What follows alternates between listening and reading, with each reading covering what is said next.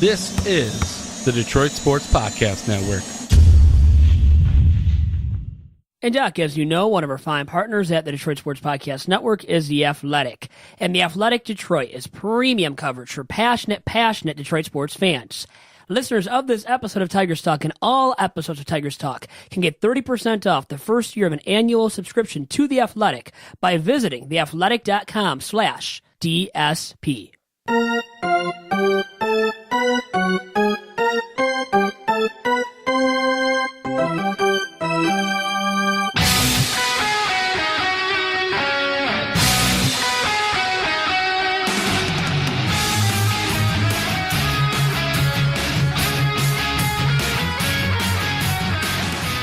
And welcome to the latest, the freshest edition of Tigers Talk with Chirco and Company. I am your host, Vito and Chirco, alongside my usual sidekick and broadcast partner and fun. That is Doc from Doc and Jack, John Charles Macaroon. John, how are you doing? Vito, we've recorded about 150 podcasts together talking baseball, but no other podcast am I this excited to sit down. We have one of the most special guests in this office, and I can't wait to have a conversation with him. I always knew when I started this that my nephew would show up here and we would talk baseball, have a good time, and he's here today. Anthony Aubrey is here. ZuZu, my nephew, he wants to be introduced as the next Derek Jeter. Anthony, what's up, nephew?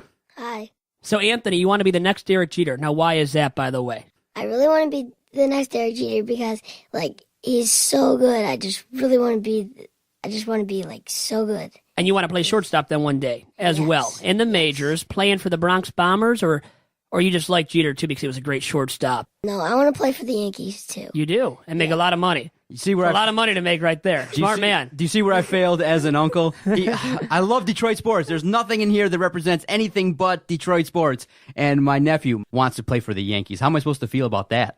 Well, you know what? I would feel disgraced. It's, not a good thing, but it's your dream. Got to live it out. Maybe one day you will be able to. And we love the Tigers here. This is Tigers Talk with Chirco and Company. Episode 151 now. Already the podcast. We had Johnny Kane of Fox Sports Detroit on last week. Now, you watch the games. You watch all the broadcasts of the Tigers games, right? Or you try to, and you see Mario Impemba, Rod Allen, Mickey York at times, Craig Monroe, Johnny Kane. Now, do you like watching Johnny Kane, too? He's one of the reporters on those broadcasts. Kind of a funny dude with the nice hair and everything, as I like to say. Yeah, and especially my favorite one about him is yesterday. He was at He was at the Houston Astros Stadium, and he was eating this big burger. And he loves to eat. He loves to eat at all the different stadiums, too, and he lives it up. He's a funny dude and gets the chance. I'm jealous. I told him last week, I think, too. I'm jealous of the fact that he gets to eat all these different foods. And at Minute Maid Park, watching the Houston Astros take on the Tigers, and the Tigers win that last game against who? Justin Verlander. How about that? How they hit the home runs against them. Verlander was bombed early by the Tigers guys, and it was good to see from the Tigers, who didn't really do anything else in the series leading up to that game on Sunday, but they got it done, got one W in that series before the All-Star break. Now, Anthony, did you root for Justin Verlander to strike out a bunch of Tigers, or did you want the Tigers to crush a bunch of home runs like they did? Tigers to crush a bunch of home runs like they did. Yeah. How excited were you? I was very excited. We hit 4 home runs against them. That was awesome, right? He's got the stats. I like that. I was going to say 3 or 4. He's got the stats 4 to verify. Anthony Aubrey. I mean, you're a man of great knowledge already. And how old are you, by the way, Anthony? I'm 8 years old. And you play for the Bloomfield Sting right now. And you play shortstop then, too? No, our coach, I could play any position, but I like to play second base and shortstop mostly, though. So I played that growing up, by the way, John and everybody here. So, I mean, it was fun for me to do it. I learned some quality, infielding tips from my coaches growing up. And where did it go for me? Nowhere. But I think for you, no, you got a great shot, and you got to keep working on it. And it takes a lot of reps and a lot of practice, right? And that's why you got to keep putting in the time, too. Yep. Now, do you like playing travel baseball? You play quite a bit. I mean, you're playing 2 to 3 games a week. You're going to practice. Do you like playing travel baseball? Yeah, I love it. What do you love about it? It's just fun to play baseball. I just was a kid with a baseball dream. I just love it. Yeah, see what he said? I like that, having a baseball dream. And Anthony, everyone wants to know, when did you start? How did you start liking baseball? Why baseball? I don't know. I just was born into it. Yeah, you're born into it. Your uncle obviously played sports. Your dad played sports. Your other uncles played a bunch of sports. So I don't know if you know, but you come from some good genes, especially from your uncle. This your guy Uncle right John. here, really? You got to be kidding me. What did you play? I played 1 year Little of Little League. tennis, Little League win. T-balls? Hit up the tee a little bit, maybe? Well, Admit it now. Come on. Admit it to your Well, nephew, please. if this baseball dream does come and he does get the chance to play professionally, I have videos of me throwing a baseball to him, to Oh, Anthony, good. when he You'll was live off of that, huh? 2 years old. That's how awesome this kid was. He loved it right away. He loves to play catch. He soaks it all up. Listen, if you ask him, he's got a stat board at home where every week he kind of updates who has the lead in RBIs, home runs. So Anthony just doesn't like to play. He follows it really well, and I really like to see it. Someone who just loves baseball, and when you get a chance to see him play, it's a fun thing. I never thought I would be that excited to watch travel baseball or Little League baseball, but to see him play and to get hits and RBIs and to pitch, it's an awesome thing, Anthony. You made your uncle and your whole family proud, and it's fun, and it's really great that you're having fun. That's what we like to see. You're always smiling. Your team seems like you've made some friends on the team. Yeah. Anyone you want to mention that's really cool on the team? No. Yeah. Okay, we won't tell No, him. anyways. But you can get it done as a hitter, too. Are you a masher like Bryce Harper, or what kind of hitter are you like, Anthony? I hit a lot of singles. Okay, and you said you're a switch hitter, right? Well, I can switch hit, but I'm more of like a lefty than righty. A lefty, which actually is very advantageous, too, when you're a lefty, because a lot of pitchers are right-handed. Yes. So you'll probably notice that as you keep growing up, too, and facing more and more pitchers, a lot of those guys are right-handed. So that's an advantage to you, definitely. Now, the fun of playing travel baseball is not only just playing games in a league setting, but Anthony's played in a couple tournaments in which he's won, and we'll share a great story in that. He just turned 8 years old, and Anthony won a trophy. He won the tournament on the day of his birthday. A great experience. I think it was one of the first tournament wins that he's been a part of with his team. What was it like, Anthony, when you played? Because from what your dad has said and your mom, it was an up and down game where you guys had the lead, and then you lost the lead, and then you tell us what happened. Okay, so we won the lead, and then we lost it, and then it was the bottom of the fourth, and we play 6 innings because I play 8U baseball. So it was the bottom of the fourth, and the other team was up. They hit like a single, and then the other guy, he hit a double. So then the guy in first scored. So then we were down, and then we were back up in the bottom of the fifth, and then it was our turn to bat, and then it was their turn to bat in the top of the sixth, and then they scored. The score was 6-7. We were winning, and then they scored, and then it made the score 8-7. We were losing. Now, So at that point, when you're losing, are you starting to get nervous? Like, oh my gosh, it's my birthday. I'm not gonna win on my birthday. This stinks. Yeah. Were you nervous a little bit? Yeah, I was so nervous. Okay, so now it's the bottom of the sixth, right? No, the top of the sixth. Top of the sixth, and you're now batting. And what happens? The other team is batting, though. Okay. And so then they hit, like I told you, they scored. It was 8-7, and now it's our turn to bat at the bottom of the sixth. The guy hit a triple, and then the guy scored. So then that made it 8-8. Then it was tied, and then we got a walk-off. Nice. A walk-off double. Nice. Cool. Yeah. So when you saw it, because you're obviously on the bench then watching, right? Yeah. Okay, so you see that and you see the hit. It's a double, and your teammates are crossing the plate. What are you thinking? What's going on in your? Are you like, wow, this is really cool? I won. What was it like when you saw that? And what's it like to win a tournament? Because I hate to say it, I don't know if you know this, but I played Little League. Okay, and Really? one year. Wait. year. Hear this I out. know that. Hear this out, nephew. I don't know if I've ever told you this story, but the record of my Little League team was 1 win and 15 losses. And I believe it. and the one win, yes. Okay, and that's why I'll share it with you among friends. The one win we got, we didn't earn. The one win we got was because the other team only brought 8 of their team. And so I never, in Little League, earned a victory. So I never knew what it was like, and that was the only year that I played. So I never really felt what it was like to go out and get ice cream or anything like that. That was my experience. 1 in 15, and the one win we got was a forfeit. John never got a real win. I never got a real win playing Little League, so I'm going to experience this through you. What was it like to win a tournament playing travel baseball? It was amazing. It was an amazing feeling, and it was his birthday, and then what happened after made it even more fun for you. Yeah, we went to the grass, and then we all had cupcakes for my birthday, and then they all sang to me. Then we got our trophies. Oh, it was awesome. It was awesome. And then after that, there was even more surprises. Where'd you end up going after the game, after the trophy-winning game?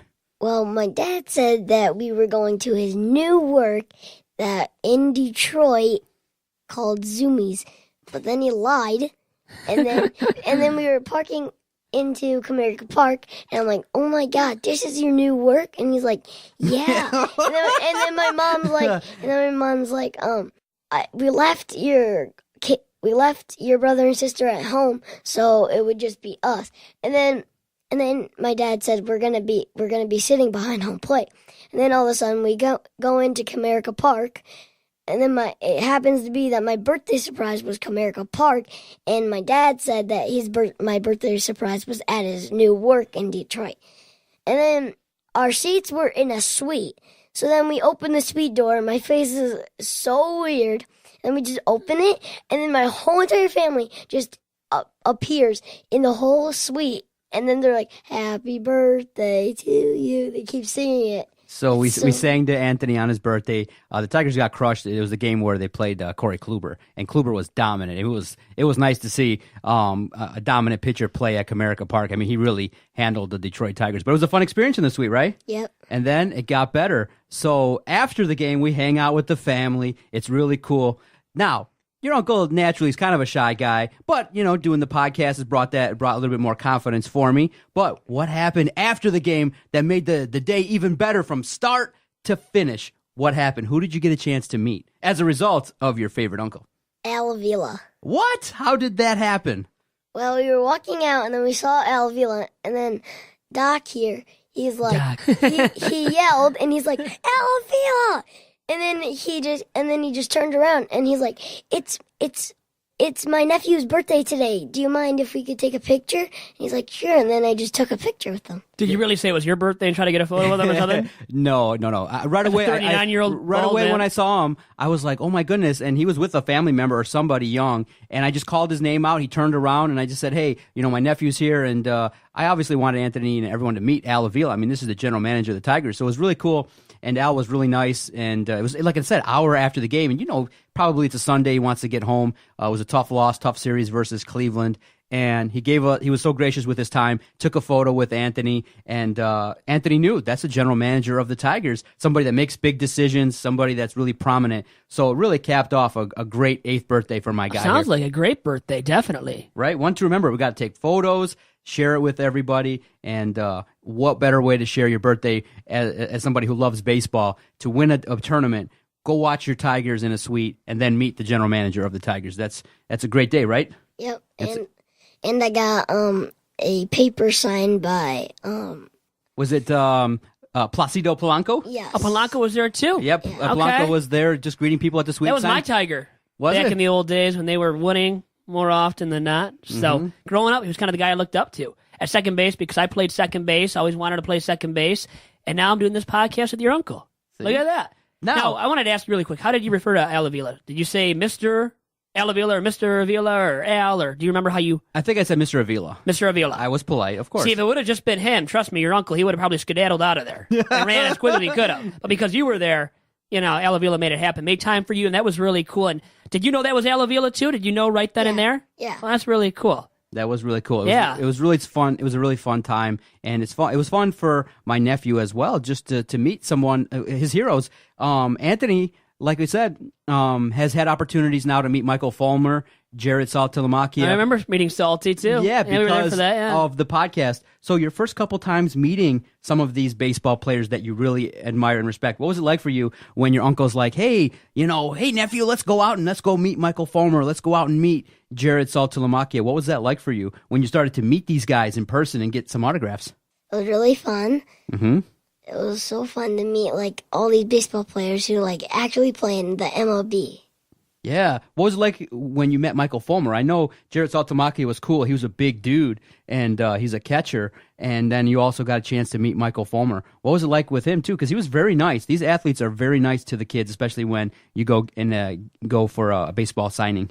Yeah. Michael Fulmer's he's a really good pitcher for the Tigers. It was really fun to meet him because he's just really good. Exactly. And so you got some memorabilia. You keep that stuff in your room, right? Where do you keep the autographs and things like that? I have like this, it's like a black cabinet. Mm-hmm. I put all the important baseballs in there. Nice. And so yesterday was the Major League Baseball Home Run Derby. You watched it. What was it like when you saw Bryce Harper battling Kyle Schwarber? What did you think of the Home Run Derby? It was awesome. At first I thought like it was at Washington, it was at National Park, so like the wall was so like deep back, and I thought like no one's gonna hit a home run against these pitchers. It was so weird. Mm-hmm. Now, who did you want to win, by the way? I wanted Rhys Hoskins. Rhys Hoskins, yeah? Yeah. So now why is he your favorite player, by the way? Well, because he's a switch hitter and he has like those Those guards? yeah, those guards on both of his both on the side of his helmet. It's really weird. He looks so weird. He does look weird in it, right? But you know why they wear them, right? Yeah. For protection. Yeah. Exactly. Now, Anthony had an opportunity on a family vacation to go down to Marlins Park. He was one of 15 fans in the arena. And Maybe 20. Come on, Doc, be nice. Okay, let's be nice. 20. So Anthony had a chance to check out other ballparks as well. So I had asked you when you went down to Miami, I said, what ballpark is better, Comerica or Miami Marlins Park? Which park is better and why? I like Miami's park better. Oh, why is Wow, that? really? Why is that?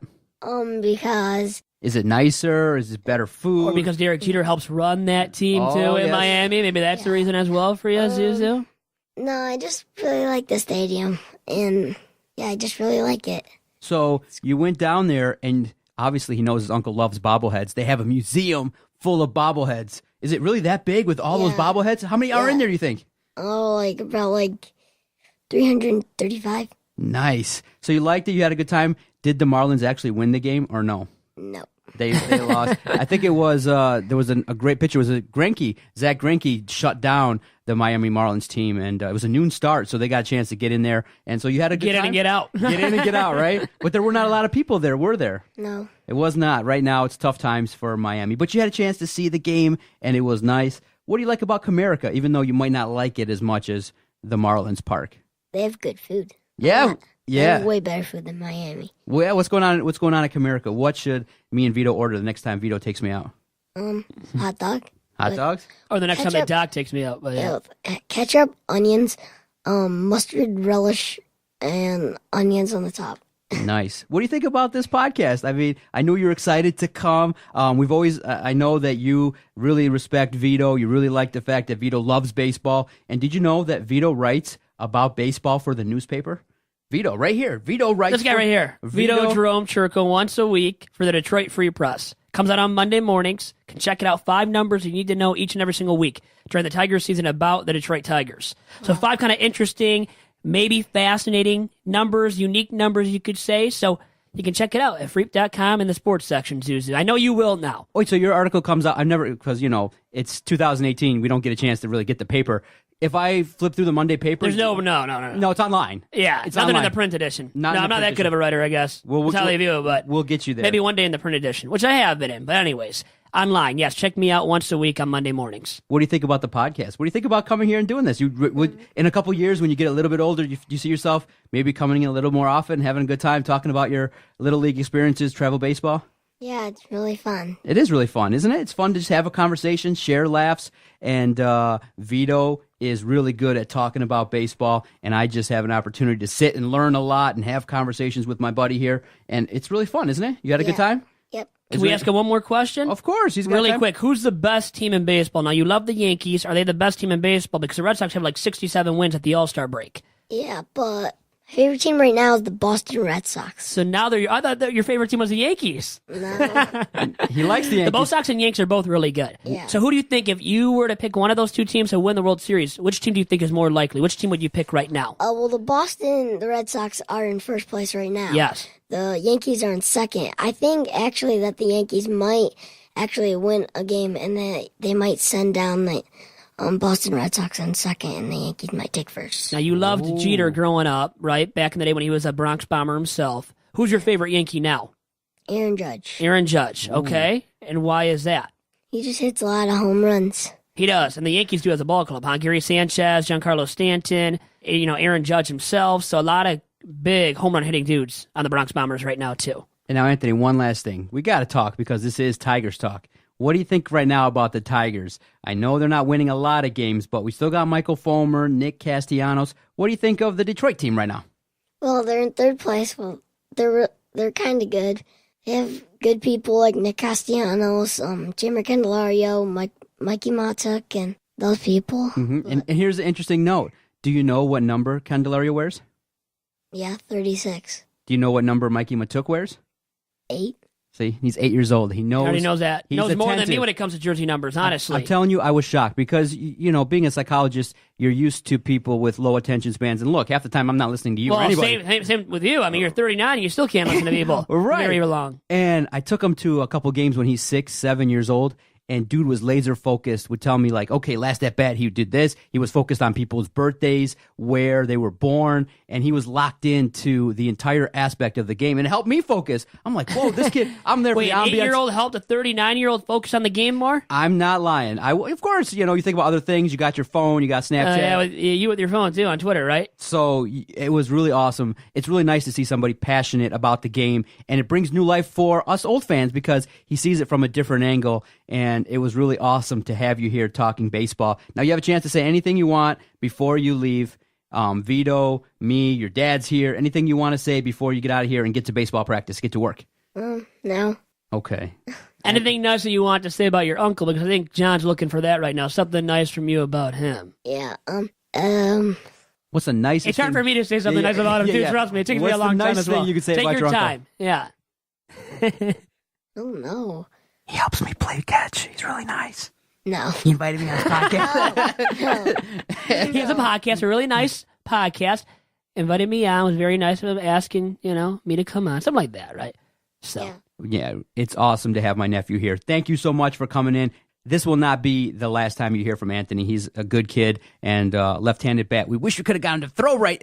We wish we could have got him to throw left-handed, but you know what? He's got a solid left-handed bat, and he can make contact at 8 years old. He's playing well on a travel team, and he's making his way up the ranks there. It's fun stuff.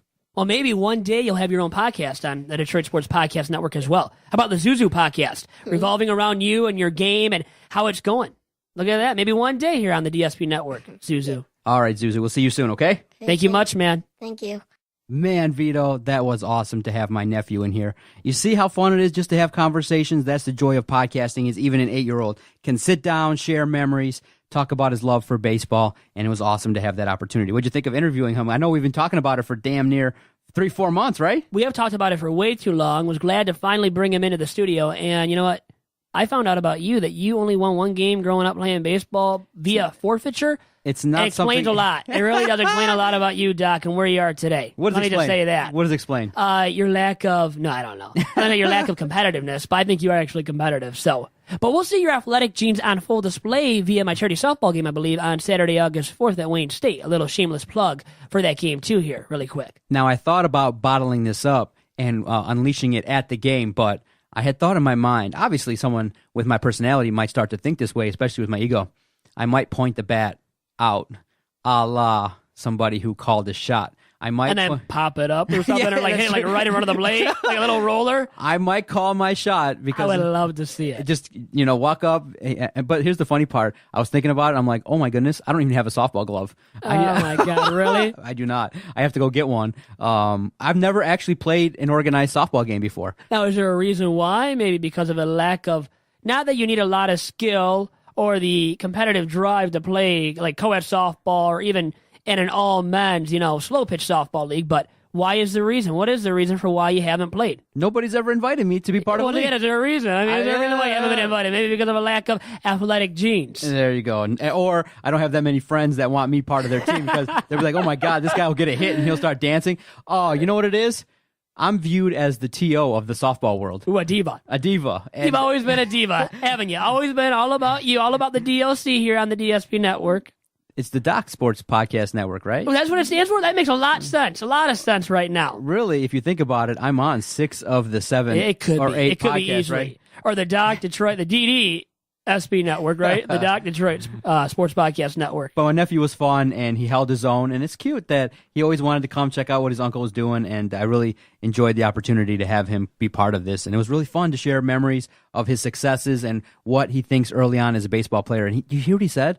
I just love it because it was born in me. I love playing baseball, and he has it. It's really weird. It's interesting to see somebody who's just born liking the game, and he gravitated towards it. Nothing else. He doesn't want to do anything else. He wants to play catch, swing the baseball, watch games on his iPad. He doesn't, really watch a lot of stuff on YouTube. It's just baseball highlights, MLB packages. It's awesome to see somebody who loves it that much. And he knows baseball jersey numbers. I don't even know that. I'm 25.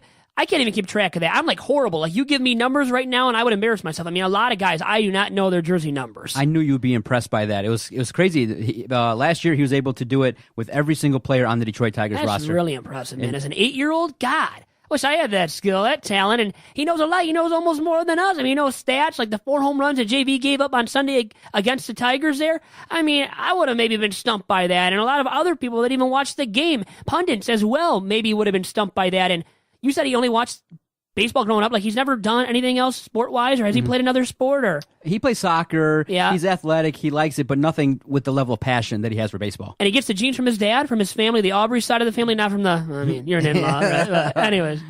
He has great athletic genes, man. I think as long as he maybe gets to be 6'1", 6'2", and he's in good shape. You think he'll get to that? I mean, hope how so. tall is he right now? It's always about the height factor, which I never got. Yeah, but, all you have to look to is Jose Altuve. That's the guy. Look at him. If you can hit, man, and field adequately up the middle, he wants to play second or short, your nephew said, and more power to him. He could be Placido Polanco, the guy that he met at that game that all his family was at for his birthday in the suite. And what a pleasant and terrific birthday surprise that was for him. To turn 8 and to have all that happen to him at Comerica in the suite. Would have loved that to have happened to me when I was there. I don't know what I was doing for my 8th birthday, but it wasn't that. Let me tell you that much. Well, it's just in this day and age, we spoil the kids, but he's a kid that's appreciative and very nice and respectful. Look, he even told me, he said, I'm going to call you Doc on the podcast. I love that. You must have loved when you heard that. I looked at you, I think I said Doc myself. I was like, this is hilarious. Doc must be just embracing that fully. He told me he was going to do it. He obviously prior to, he said, what are you guys going to ask me? What's it going to be like? And I said, we'll introduce you as the next Derek Jeter. We'll have fun, and you can say whatever you want. That's what I really like about this, is the relaxed nature, because he probably wouldn't have said half of what he said if this was live, if he knew others were listening to it right now. And it's just another reason why I love podcasting. It's just, you can make it relaxed. There's no pressure. There's no instantaneous, like, oh my God, I said this. Like, he paused, and he, had a good time with it, and we're able to bring it to you in the best quality. So thank you again for being part of it. Thank you for being agreeable to having him on, and it was really cool. Well, you know what? You can have a free-flowing conversation with the podcast, right? And that's what we did. That's what we try to do week to week. We had one with Johnny Kane last week on episode 150, and we'll see who we get on in the future, too. What do you want to tackle in the second half of the podcast? Well, we got to look at the Tigers at the break, how they fared against the Astros a little bit, and then how about the universal DH becoming adopted? How about that policy all throughout Major League Baseball? Maybe at least one day the DH becomes accepted in both leagues. All right, let's take our first time out. We'll come back with a strong second half of the podcast. You're listening to Tigers Talk on the Detroit Sports Podcast Network. And Doc, as you know, one of our fine partners at the DSP Network is the Detroit Sports Commission. And I can go on all day long about how I love the DSC and Marty Dobeck and Chris Smith and what they're doing over there at the Detroit Sports Commission. And one of the marquee events they have coming up is the Zenith Prep Kickoff Classic. And this Zenith Prep Kickoff Classic is taking place August 23rd through 25th at Tom Adams Field on the campus of Wayne State University. And you can find out about all of the events they are bringing to our very region, the Metro Detroit area, by following the DSC on Twitter and on Instagram at DET Sports. And make sure to check out their very, very fine website at DetroitSports.org.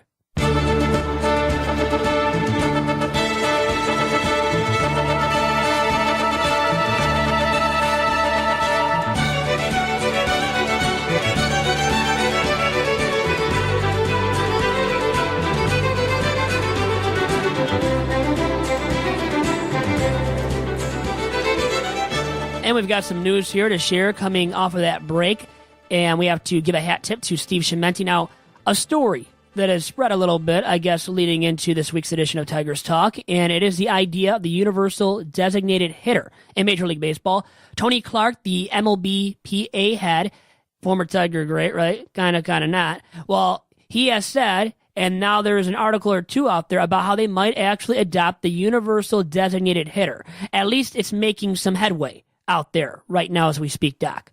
It has been something that's been talked about quite a bit in terms of, the risks that pitchers take when they bat, in terms of running the bases, sliding, sometimes overexerting themselves at the plate. But here's the thing. I'm not a guy that's into really changing the game. And I know we talked about on a previous edition of Two Bad Hombres, the USPBL, making the game a little bit shorter, potentially by not allowing innings to start after 2 hours and 25 minutes. This talk about changing the designated hitter just kind of bugs me. I mean, National League Baseball involves the pitcher batting, and it's a different game in terms of double shifts, who you utilize, and so it's a different game. It's a different league. That's why they call it the American League and the National League. But you tell me, what are the pros and cons of this? Why has this taken so much attention, and why have people advocated for this for so many years? I think people at this point don't want to see the pitchers bat. They're sick and tired of that. But isn't it great when, look, I don't know if you saw the highlight. It was really great. There's a great Twitter feed and websites that are dedicated to people who have really bad takes, right? So Rick Porcello's batting in a National League park, and guess who he's facing? He's facing, former teammate Max Scherzer, and he's got runners on base, and everyone's just laughing hysterically because the first pitch Max Scherzer throws blows it by him. Second strike, blows it by him. And the announcers are giggling and laughing, and they're just telling jokes, and they're like, oh, this one's going to be a high heat, and this is going to be a terrible da-da-da-da. They're just clowning Rick Porcello, and they're just talking how great Max Scherzer is, and how the fact is that, this is an easy out. What does Rick Porcello do? He smacks the baseball into the outfield and drives in 2 runs. What a great story. Made freezing cold takes. It made all the highlights across the country. Why? Because a pitcher can hit. Look, now most of the time it's an easy out. Yes, but at the same time, it's applicable to both teams. There are times where pitchers can hit home runs. There's been legendary pitchers who just could, carry their own weight. They could smack the baseball around.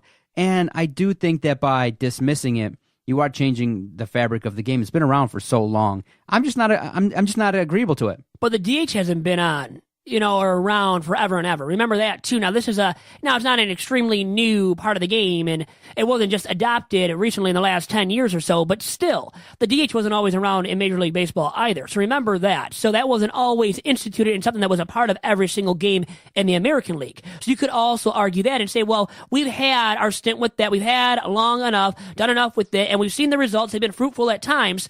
But now anyways, you're putting guys that play in the field at DH. There's no more or less and less full-time / permanent DHs in the American League. You see a lot of guys now that are playing DH when they want to get a day off from playing in the field. So now we don't have the traditional DH, the traditional big bopper at designated hitter game to game in the American League. So you're losing some of its luster and I think value from what it used to be. When it used to be a power hitter, a big time plus power hitter. Now you don't have that in the DH slot every single night. And you look at the Tigers situation, look at the guy they have there, that they've had there hitting in the DH slot way too often this season. And in years past, last season as well, for sure. And Victor Martinez, a guy that can no longer hit for power, has gone 46 straight games now without hitting a home run. And he's the Tigers' designated hitter. It just speaks volumes about the Tigers' struggles and maybe ineptitude of Ron Gardenhire and Brad Ausmus last year to keep hitting this guy as DH. And for a long time last year, especially as the cleanup hitter in the Tigers' everyday order. Made no sense at all to me. And they kept doing it. Ron Gardenhire kept doing it for a while this year. Now Vimar's been bumped in the order, and they're giving it bats to other people in that DH spot. But my point is, really, the DH has lost its value. And what it used to be, a guy playing there permanently, game to game, it's no longer that in the American League. So really, you could argue that maybe you get rid of the DH then even and just have pitchers back completely. But I think it's going to be more likely it'll be the universal designated hitter because guess what? Games are improved when you see the long ball. When the long ball's flying and you see that frequently from game to game, that's what fans want to see. You pack the ballpark more easily that way, and you get people tuning into games, game in, game out more easily that way, too. So I think you'll see the universal DH adopted at some point in our lifetime. At least in mine. I know you're an older dude. I mean, you might not last to see it 20, 30 years from now, but all joking aside. So what are the logistics of having a universal DH? I don't think it would be that hard to implement. I don't think there really are any logistics that pass through that really would be hard to get through. I mean, what do you think? When I hear of that, I think they can just start it next year. I mean, what would be the big holdup? I don't think there is a significant holdup preventing Major League Baseball from adopting that in both the NL and the American League. So by and large, you're in favor of this? Yeah, I want to see more home runs. I mean, we've already seen a ton of them. But then you could also argue really quick to be the contrarian here. Contrarian point of view is that, well, we've seen a lot of big boppers and home runs hit in recent memory. Maybe we want to get away from that a little bit at least. So that's kind of the contrarian point of view you could take. That, well, we've seen a lot of this. The trend has been hitting the long ball and King so darn often. Then maybe we want to see that reduced a bit. At least the case, if you adopt the DH, you're going to get more of that, more of the home runs or nothing from batters throughout Major League Baseball. So maybe you want to get away from that, and maybe that's why you don't want to have the DH. And maybe you just like the differences in both leagues, where you can have the one league where you have the pitcher's bat, the other league you have the DH's bat. So maybe you just want to, stick it out and have that, happen for another 20, 30 years. And maybe then it's adopted after that period of time, after 20 or 30 years have passed by. But I think this will happen sooner than that. I think within the next 15 years, I think you'll see a change in Major League Baseball where the NL adopts the DH as well. Okay, very interesting takes, Vito. For you, I'm just curious to get your sense. Which league do you prefer to watch? Because it's two distinct games. The American League with the designated hitter, the National League with the double switches, having the pitcher bat and things like that. More people will say that the manager is way more involved in the National League. Which league do you prefer to watch? The AL. But I grew up in the AL mindset because living in Detroit or Michigan, hometown Detroit Tigers' favorite team. So for me, I would never want it to be changed because I have loved the DH for so long and have been used to it. So for me, grew up loving the AL, still love the American League and the DH. So I want that to stay the same. And that's why I could see it happening and would prefer that happening where it does shift over to the NL eventually, where you have the DH in both leagues. Very well understood. All right. Did you get a chance to watch the Home Run Derby? A lot of people were commenting earlier today regarding the fact that there weren't really a plethora of names. A lot of people didn't watch. But after the event took place, people were ranting and raving. Oh, my goodness, Bryce Harper saved an event that could have went south due to really the lack of star power. Yeah, nobody really big. I mean, Freddie Freeman was in it, the all-star first baseman of the Atlanta Braves, who hits for line drives, hits for average more. He's not an intriguing guy to go watch in a home run derby. Kyle Schwarber and Bryce Harper were the two most appeasing guys for the home run derby by far. I mean, two most intriguing guys that everybody was looking forward to. So luckily for Major League Baseball, that was the duo that met in the finals of the home run derby on Monday night. So people love seeing that. And then Bryce Harper, the hometown favorite and hero, rising to the occasion and then taking off and winning on a last-second home run to win it with the final 30 seconds that he got allotted to himself after hitting it far enough within the original amount of time that he had for himself. So because of that, had the extra 30 and won it, beat Kyle Schwarber head-to-head in the finals of the Major League Baseball Home Run Derby on Monday night. And that is what I think, once again, Major League Baseball wanted to see, those two guys going head-to-head in the finals of the Home Run Derby. What'd you make of the controversy? Do you feel like Bryce Harper and his dad maybe pulled a fast one on everybody? Because of the fact that here's what everybody's complaining about, especially in Chicago, who they really wanted Kyle Schwarber to win it. Kyle Schwarber had an 8 to 9 run lead at this point in time, and there's about maybe a minute and a half, like a minute and a half. All of a sudden, Bryce Harper gets into a groove, and people are starting to notice, wait a minute, those that went and took a second look, that by rule, what's supposed to happen is the ball is supposed to land before the next pitch is thrown, and people are kind of slowing down video, looking at tape, saying, wait a minute, when Bryce Harper got into that groove, his dad might have been throwing him pitches just before or a little bit sooner than he should have when baseballs were still in the air on their way out of the ballpark. You know what? Who's watching? I guess Major League Baseball was. But you know what? The dad throwing the balls to Bryce Harper, Bryce Harper's dad there, he's not looking. He's not watching. Who really even watches? So I don't care. And if nobody's watching, nobody's caring. And nobody's going to tell. But I guess somebody was watching, and fans will tweet about it. So it went viral. People are complaining. And the Cubbies fans are going to complain, right? Because they were angry. Their guy lost because, he got extra time because his dad was just throwing the baseball to Bryce. He didn't wait for the home run to land until he threw the next pitch. So because of that, I can see where the Cubs fans are up in arms. But still, guys, at the end of the day, relax. RELAX. It's a home run derby. For good God. I mean, it's not a big-time playoff game with a lot riding on it. It was just a home run derby. So these Cubs fans that are losing sleep over the result on Monday night in the home run derby, get over yourselves, all right? Move on and worry about something else. Well, I agree with you. You know what? When you said it, if you're not cheating, you're not trying. And if you don't get caught in the moment, hey, after the fact, it's too late now. Right? It's over. Keep doing it. You don't get caught while it's going on. Why are you going to you think Bryce Harper cares about it now, or his dad right now looking back at it and thinking, did we maybe get an extra second or two because we kept throwing the ball before went out of the ballpark? I don't think they really care about it at this point either. And they should not. Nobody should care about it at this point. All right, let's shift gears and take a look at the Detroit Tigers. First half, they just came off of a series in which they won one versus Justin Verlander. A lot of people were excited to see, wow, Justin Verlander brought some good stuff, but unfortunately, some of the remnants of what we saw, towards the tail end of his tenure in Detroit showed up, where he had great stuff, 97 to 100-mile-an-hour pitches, but he gave up 4 home runs in the contest. So really interesting stuff, but unfortunately, when you broaden it out and look at the last month for the Detroit Tigers, it's been abysmal.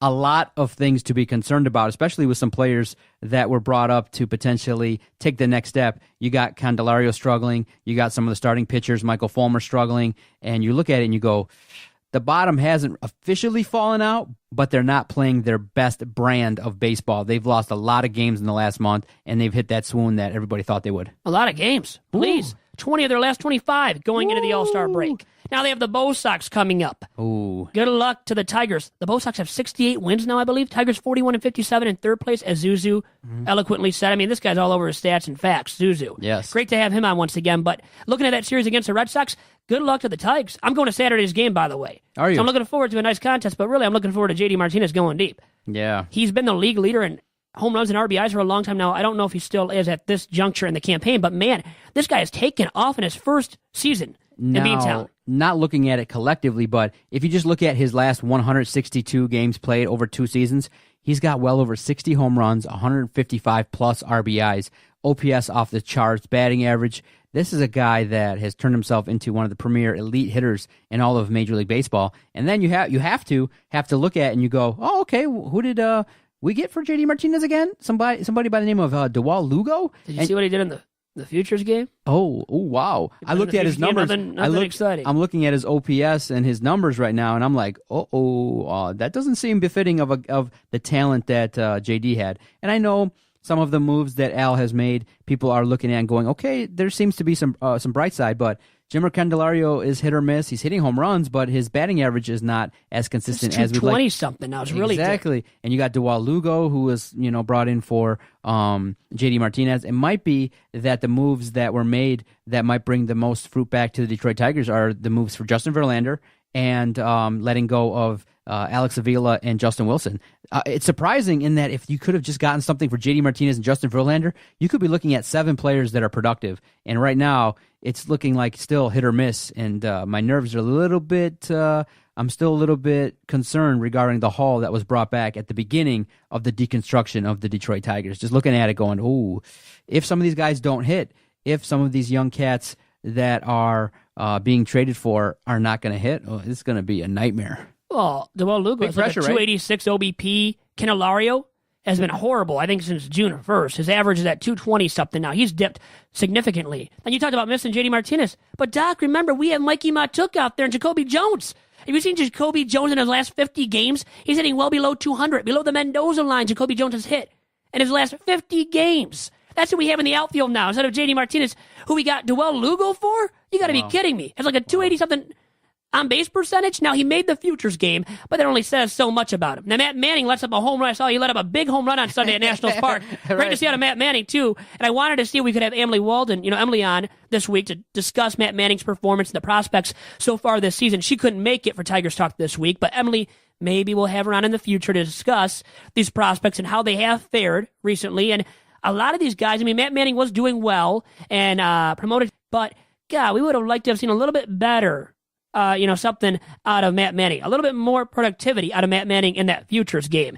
Because he didn't look totally sharp. He had one inning where I think he got the first 2 guys out, and then he just struggled after that, and like I said, let up the big bomb in that same half inning. So Lugo and him in the Futures game, not extremely exciting or fruitful, you could say, out of the 2 of them in the Futures game this past Sunday. Okay, let's summarize. What do you make of the Tigers' first half this year under Ron Gardenhire? Started off great, better than expected. They didn't fall off the face of the earth. They were competitive. 1 game under 500, and then after that, the bottom fell out, and right now they're struggling to win games, and you have a lot of question marks. Some people have said, look, you started the year with a lot of people you could trade, and right now, who can you trade? Who can you get value for? And so the biggest takeaway I have is I think a lot of the stock in terms of the players has dipped to a point where in the next couple of weeks, there might even be just 1 or 2 guys that you can talk about being let go. So the stock has dipped dramatically, and that's not a good sign. Unless you're talking about Mike Fiers. Really, I have to say, regarding the first half of the Tigers, where would the Tigers be without John Hicks? Nico Goodrum, and Mike Fiers. They're 41-57, almost 20 games under 500. They've lost 20 of their last 25. And you know what? You can still say those guys have at least been there and done something. What if they wouldn't have done anything up to this point? John Hicks, Nico Goodrum, Mike Fiers, guys that really have over-exceeded expectations hugely. So they've extremely surprised. Where would the Tigers be without those three contributing as much as they have going into the second half of the season? They'd be nowhere close to even being under 20 games or 20 games under. They would be north of 20 games under 500. They really would. Without the production, I really think of John Hicks, Nico Goodrum, and Mike Fiers in the first half of the season. And now Fiers, maybe you trade him and get something for him, but you're not going to get great value. As I've said before, they're not going to get great value out of Mike Fiers. They wouldn't out of Nico Goodrum if they traded him, and they wouldn't for John Hicks either. Sad but true about the Tigers and the state that they currently exist in. But I do think there's opportunities to even talk about Michael Fulmer, Nick Castellanos, and Francisco Liriano as well. There's opportunities for those guys to have at least some trade value. But in terms of where it could have been, I feel like if they would have made moves sooner, then there would have been more opportunity. And so I do think that the Orioles have the biggest trade chip in Manny Machado. That'll be the big talk. I'm kind of thinking that maybe if the Tigers really are probably smart, the smartest decision would be just wait till the offseason, start making the moves. Ride it out with this crew, let them enjoy a year together. Whatever happens, happens. And I do have a bold prediction. I do think that to start, they're going to win the series versus the Red Sox, and they're going to have an opportunity to right the ship. I think in the next 20 games, they'll win 11 of them. They'll go 11-9 in the next 20. And they'll start to right the ship, and they'll play around 500 ball the rest of the year, and they'll probably finish 10 to 15 games under 500 as a result of one significant losing streak. I don't see another 8 to 10 game losing streak. Good God, if they have that, Doc, they're going to lose 100 games. Exactly. Easily. I see 500 ball the rest of the way. No. I'm going to say 10 games under 500 the rest of the way. I think Fulmer picks it up. Boyd will be better. They might not even trade Fiers. Maybe he's a little bit, or keeps doing the same and is still productive. John Hicks is still productive. Nico Goodrum, I think will dip off, though, but maybe close to what he has done. So because of that, the Tigers, they finished like 10 games under 500 in the second half of the season. Okay, like everybody will do. What grade would you give the Detroit Tigers first half of the 2018 season? Well, I think Gardenhire as a manager deserves a B. The Tigers club deserves a C because they've kind of exceeded. They have at times at least have exceeded expectations, but towards the end they tailed off big time, and now in third place, 41-57, almost 20 games under. But they're not. That's the key thing. They're not 20 games under 500. They're not the laughing stock of the AL or the big leagues. So you can say that for the Tigers in their defense and say, well, that's why they deserve, I think, a solid C. And so, one last note. Did you recall ZuZu noted, and he paid attention, and some people will say, well, Johnny Cane's bits are a little bit gimmicky. The kid caught on. He saw it. Caught on about the food, right, that he eats. Exactly. Yeah. And so that's why you do it, is that, maybe he says he doesn't want to get a little bit too cheeky in these segments, but you got to do something when the team is not playing well, and Johnny Kane and the crew there have done well to have him do something else. It's entertainment. That's what it is in terms of television. Look, the hardcore fans you have, you got to remember that people that love you and listen to you, you can do whatever. Johnny King can just interview anybody. But at the same time, when you have, you're trying to attract an audience maybe to stay with the crew. Look, 8 years old, he remembers Johnny Kane, and he knows who it is as the guy who goes out and eats all the awesome food. Isn't that amazing? And the guy with the great looks and the great head of hair. I said when I introduced him. Before we get out of here, you posted something. You that see was that? like, Yeah, it's on Instagram too. I was like, Vito. Well, what are you trying to say that says about me? It says nothing about me. No, not saying what it says. It's that, why are you objectifying Johnny Kane? Why do you have to bring up that he's handsome? I am objectifying Johnny Kane because I really believe he's handsome. Can I really believe authentically that he's handsome? Why? Now, I could believe a woman is good looking too. Now, I know you're probably trying to say, well, why, or would I post that for a woman that's good looking that we've had on the podcast? Probably not. I guess, and that's hypocritical of me. It is a little bit. But am I really objectifying Johnny Kane? You think really he felt objectified?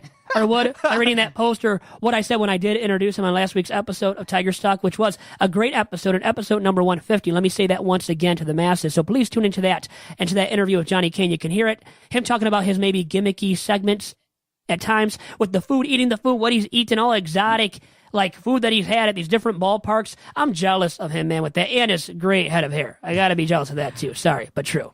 this brings to a close this fine edition, episode 151 of this podcast, one that I'll probably keep around for a long time. My nephew really is going to appreciate it. Can't wait to send him the link. So if you can, try to put it up a little bit faster than average. But I really enjoyed the conversation that we had. It's fun to do something a little bit different, similar to the Home Run Derby. I mean, it's something different, the All-Star break. Everyone says this is the slowest week in sports, but you made this podcast recording Talking Baseball really fun, Vito. Cool. So, ZuZu, the future Derek Jeter, who's a Kalamazoo native. He went to U of M for like one semester, never played ball, would have played ball at U of M, but then was drafted by the Yanks and went on to have a great, illustrious Hall of Fame career. Look, if he can be the next Nick Castellanos, Bryce Harper, then, hey, it's all good in our world, right? We'll take it. Can we sell that as a podcast, too, that we had him on way before he got big, right? I got pictures of me playing catch with him, man. It's good stuff. I love it to see someone's passion. You know what? You and I are passionate about podcasting. Thank you, everyone who downloads, who makes this possible. And by visiting our website, DetroitSportsPodcast.com, you help keep us on the air. We greatly appreciate it. Thank you much, guys. Adios.